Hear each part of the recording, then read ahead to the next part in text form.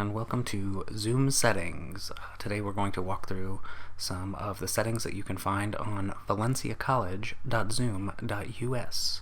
So the first step will be to navigate your web browser to valenciacollege.zoom.us, and then once we sign in, we come to this screen. Our settings are over here on the left hand side, and let's go in and take a look at what we can do. You will notice that some of my settings have this little modified and reset next to them. That is because I have changed them from their default. If this is the first time you are doing this, you won't see any of these, but once you start to make changes, you will notice the modified and the reset. So when we take a look at these settings, the first couple we see are about video. Do you want to have the video start automatically whenever you go into a meeting?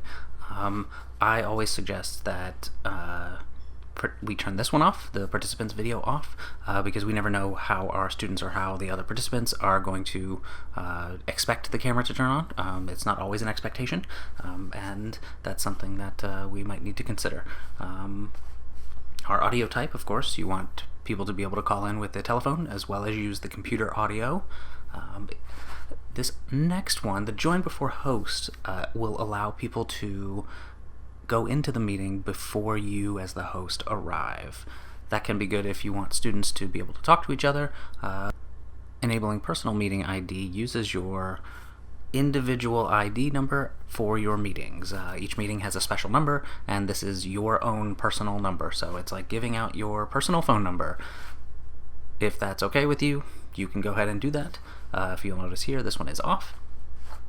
Now, let's keep going with these settings. Only authenticated users can join meetings. That means that only people that are registered with either zoom.us or coming through your Canvas course, depending on how you're setting up your meetings, can join. And if you notice this meeting authentication options, sign into Zoom is the default, and of course that's on. Now, you can also turn on the only authenticated users can join from the web client. Sometimes people are using this from a browser. They're not downloading the whole Zoom thing like you may have already done. So the next 1, 2, 3, 4 talk about passwords. And having a password for your meeting helps to prevent unauthorized users from entering it. You can see that require a password when scheduling new meetings, of course. Requiring a password for instant meetings, those ones where you say, oh, I want to do a meeting right now and then invite people. That's the instant meeting, and then embedding the password into the link so that when you share the link, people just have to click that. They don't also have to go back to the email that gets sent and then look up the password separately. That's what this third one is. The last one is anytime someone joins by phone, you make them use the password because the phone has a little bit less security, so we don't have the ability to verify as easily, and then so we use the require password for people on the phone. And then let's keep moving. So we have mute participants upon entry, and this essentially puts everyone's microphone on mute when they come into a meeting. We don't know if there are other people. We don't know if there's a television in the background, stereo, if there's dogs, if there's kids, anything that tends to generate a lot of noise, or if their speaker system is actually hearing what's coming out of their microphone and creating this echo loop. If you've ever heard one of those, one of the ways you can get around that is to mute participants upon entry. So when they come in, everyone's muted.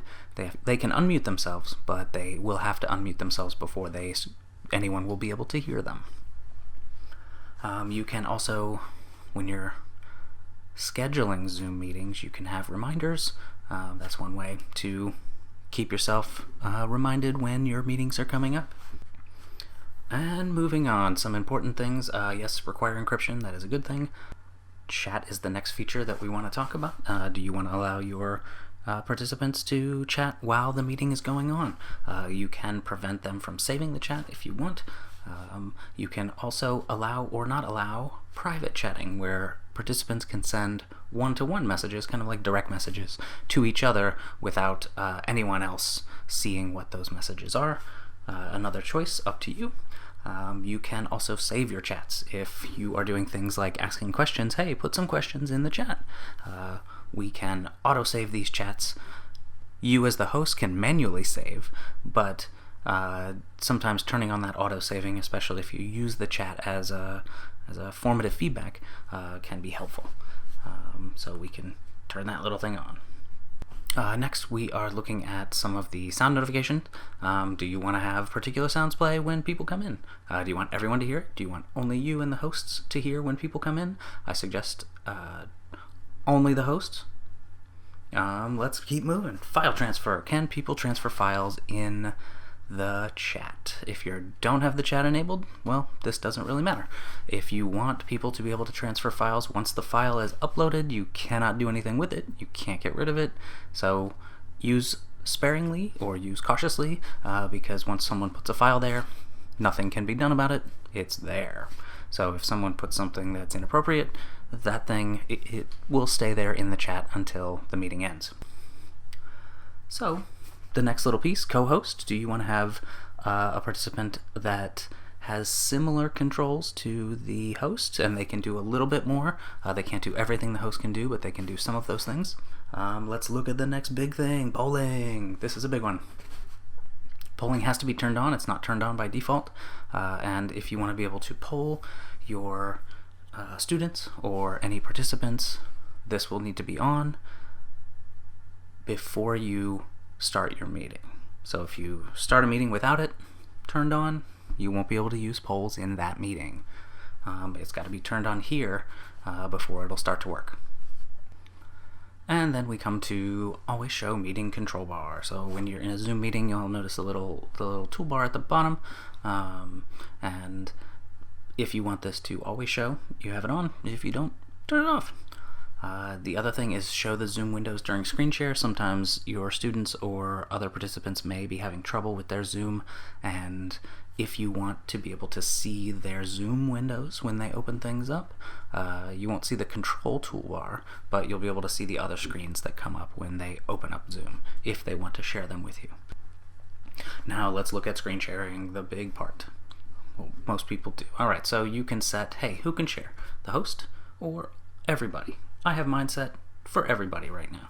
You might want to be the only person who shares, and you can always turn this on during a meeting, and you can turn it off during a meeting. So this is a toggleable, if that is a word. The other important feature to look at is the who can start sharing when someone else is sharing. So if you are sharing as the host, can anyone interrupt, or can only the host interrupt other people who are sharing? So you have one of your students sharing, and you want to be able to switch back to what you're talking about. You can jump in and kind of break in, interrupt the sharing that's going on.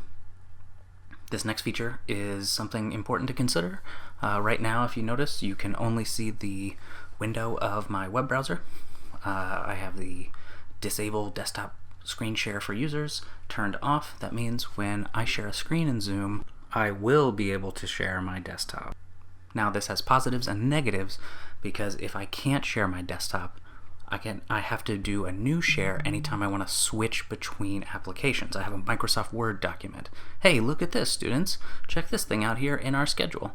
And then I want to jump over into Canvas. Okay, I've got to stop that share or just start a new share to go into Canvas. If it's turned off, I can share my entire desktop and jump between applications. So think about how you want to use Zoom when you are sharing. Are you going to be sharing multiple applications at the same time?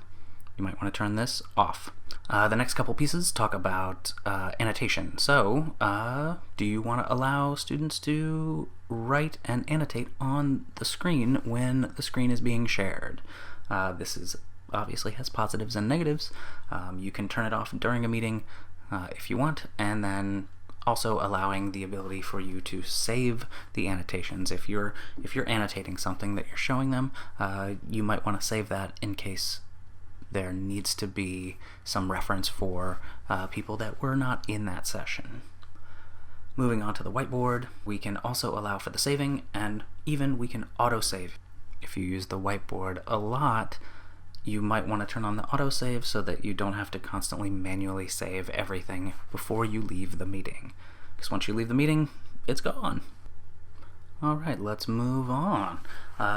Remote control. Do you want to allow other people to control the screen when things are being shared on the screen? So you give someone control of the mouse or the keyboard to be able to type in, for example, in the whiteboard, to be able to type something in, to be able to draw something in. The nonverbal feedback is the material that you can see in the participants window, the raise your hand, the check yes, the slow down, go faster, those things that are those little toggle switches that allow for a little bit of formative feedback.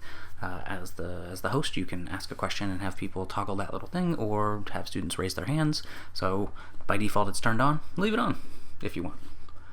If you want to be able to join different meetings, hey, leave that one on. The join different meetings simultaneously on desktop. Now the next few talk about managing participants. We have a video on managing participants, but these settings are things that are going to help or harm your ability to manage them. Allow remove participants to rejoin. Right now, notice mine is off. That means if I remove someone from the meeting, that they cannot come back. That can be very helpful. That, combined with the waiting room, can prevent people from abusing a Zoom session. So some of the next options are the more advanced. One, super important, the breakout room. Having breakout rooms turned on. It's turned on by default, so you don't have to worry about that.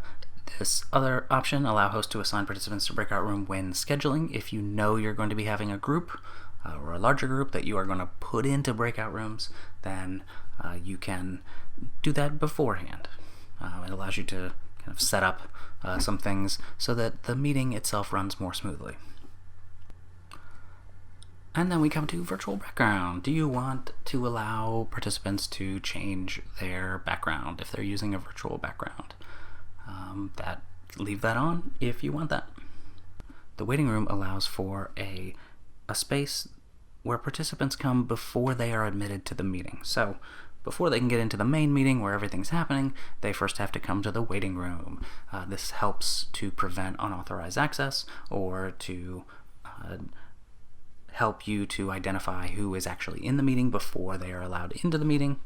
You can customize the title, logo, description to give them a little message that tells them where they are and what's going on, because they can't see anybody else, they can't talk to anybody else. The waiting room is a solitary place. That is all for the settings. Thanks for watching.